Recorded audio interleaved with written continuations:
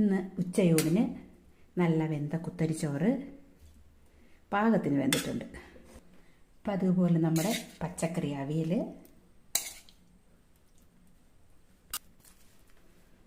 ചെറുപയർ തോരൻ.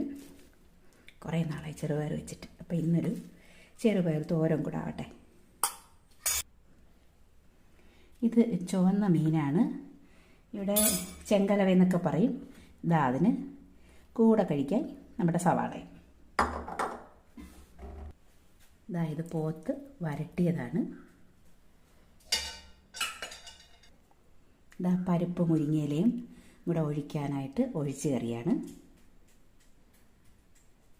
ഇന്നത്തെ നമ്മുടെ ഉച്ചയൂണ് ഇതാണ്. അപ്പോൾ എല്ലാവരും കഴിക്കാൻ തയ്യാറായിക്കോളൂ. ഇതാ നമുക്ക് കഴിക്കാം.